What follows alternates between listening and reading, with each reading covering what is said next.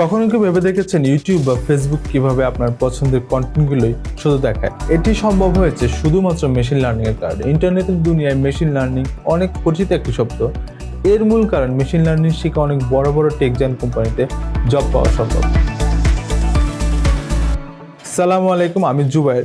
সবাইকে স্বাগতম জানাচ্ছি স্মার্ট আর্নের নতুন একটি ভিডিওতে, যেখানে আজকে আমরা কথা বলবো মেশিন লার্নিং সম্পর্কে। মেশিন লার্নিং শব্দটি প্রথম শোনা যায় 1959 সালে আর্থার স্যামুয়েল থেকে, যিনি মূলত একজন IBM এর কর্মচারী ছিলেন।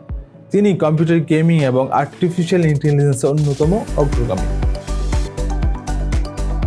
তো মেশিন লার্নিং আসলে কি?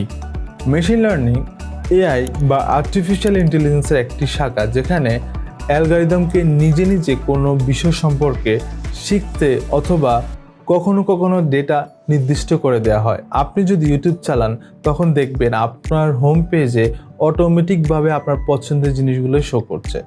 এটা মূলত মেশিন লার্নিংয়ের একটি ম্যাজিক। যখন আপনি ইউটিউব চালান, তখন ইউটিউবের অ্যালগরিদম আপনার গতিবিধি পর্যবেক্ষণ করে এবং মেশিন লার্নিংয়ের মাধ্যমে তা প্রসেস করে। এরপর ইউটিউব হোম পেজে সেগুলো আউটপুট করে। এবার চলুন দেখে নেই মেশিন লার্নিং কিভাবে কাজ করে। মেশিন লার্নিং মূলত অ্যালগরিদম এবং মডেল ডেভেলপের উপর ভিত্তি করে ডেটা থেকে শেখে এবং প্রেডিকশন নিতে পারে। চলুন খুব সহজে মেশিন লার্নিং সম্পর্কে আমরা জানি। প্রথম ধাপ হচ্ছে ডেটা কালেকশন।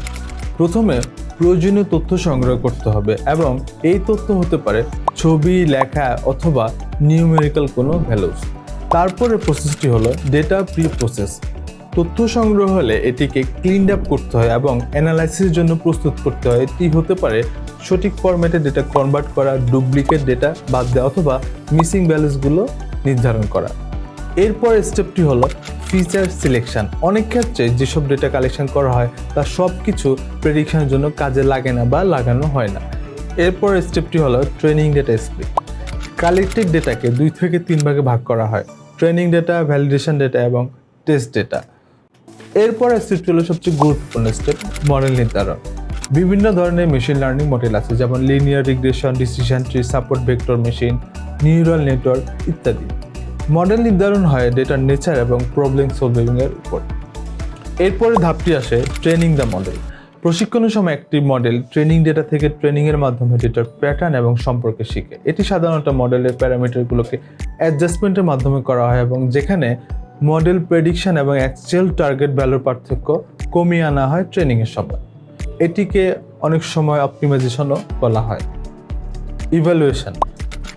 যখন মডেল ট্রেন্ড হয়, তখন এটিকে টেস্টের মাধ্যমে ইভ্যালুয়েট করা হয়। কমন ইভ্যালুয়েশনগুলো হচ্ছে অ্যাকুরেসি, প্রিসিশন এবং F1 score for classification task, mean squared error অথবা mean absolute error for regression. এরপর স্টেপটি হলো ফাইন টিউন। ইভ্যালুয়েশনের রেজাল্টের উপর ভিত্তি করে মডেলকে আরও ফাইন টিউন করা হয় আরও ভালো পারফরমেন্সের জন্য। ডিপ্লয়মেন্ট। যখন পরিপূর্ণভাবে মডেল ট্রেন্ড হয় এবং অপটিমাইজ হয়, তখন এটি প্রেডিকশন এবং ডিসিশন নিতে পারে নিউ এবং আনসিন ডেটা থেকে। সর্বশেষ স্টেপটি হলো মনিটরিং এবং মেনটেন্যান্স। মেশিন লার্নিংয়ের মডেলগুলি সবসময় মনিটরিংয়ের দরকার হয় ভালো পারফরমেন্সের জন্য। নতুন ডেটা ইনপুট এবং মডেল আপগ্রেড হতে পারে এক্ষেত্রে।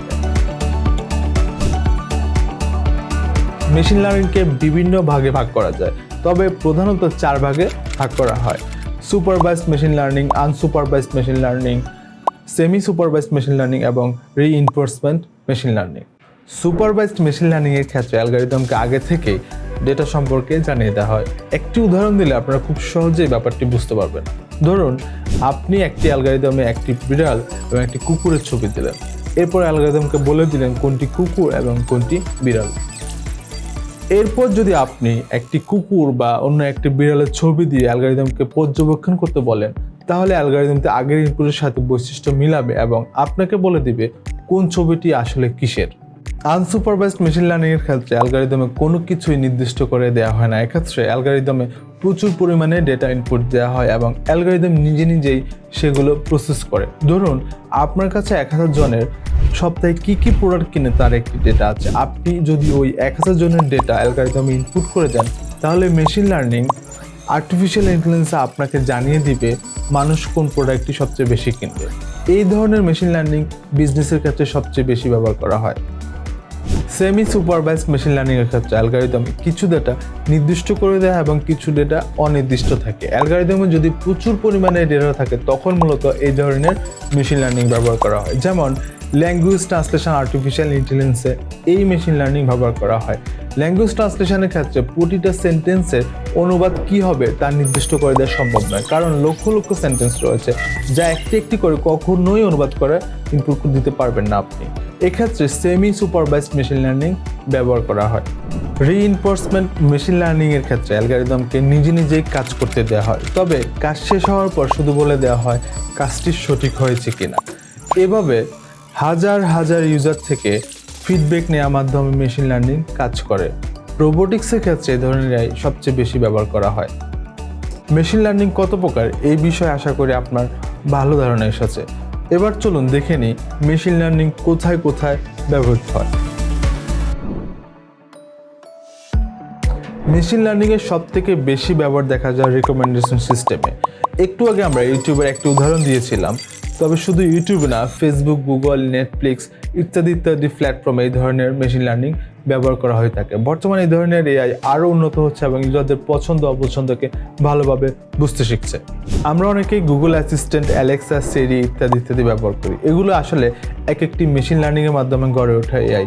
এছাড়া গুগল লেন্সের মাধ্যমে আমরা অনেকেই ফটো ব্যবহার করে বিভিন্ন কিছু সার্চ করে দেখতে পারি, যা মেশিন লার্নিংয়ের কারণে সম্ভব হয়েছে। বর্তমানে ব্যবসার ক্ষেত্রে মেশিন লার্নিংয়ের জনপ্রিয়তা ব্যাপক হারে বৃদ্ধি পাচ্ছে।